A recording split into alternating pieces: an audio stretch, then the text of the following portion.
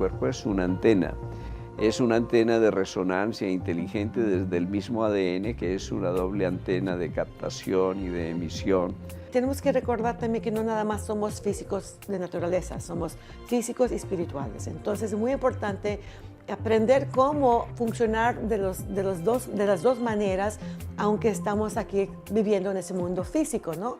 Porque hay mucho más que es espiritual o intangible o invisible que lo que hay que es visible.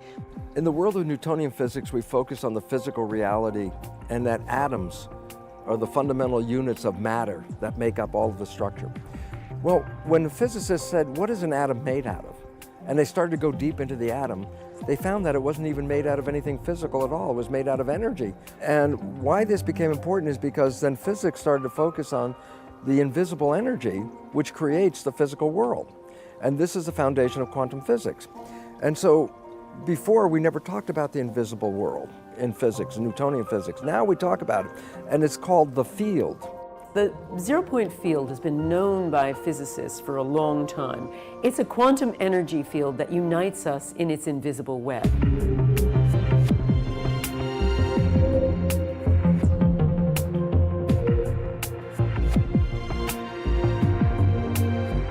According to Einstein, this is a very important quote, the field is the sole governing agency of the particle.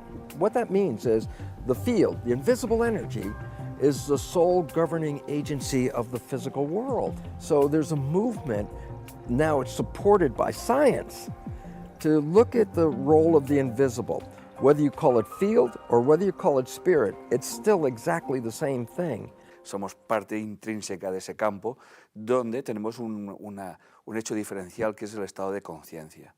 Cuando somos conscientes de esto, automáticamente es como que el campo reverbera a esta conciencia que nosotros somos. El problema es que estamos dormidos y creemos que estamos separados de todos. El cuerpo es universo, es una condensación del universo y es un vehículo de nuestra conciencia. Our consciousness, it's not just inside the brain. It is much more than that.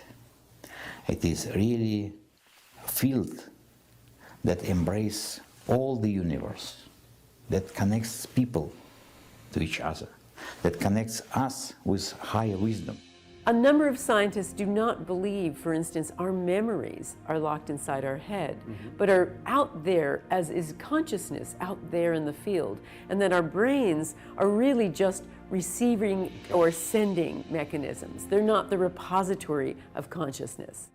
The quantum model of reality is an interesting idea because it tells us then that your thoughts matter. They become matter.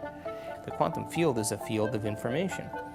And when you can tune into a specific coherent signal, you'll begin to get information about some future event now.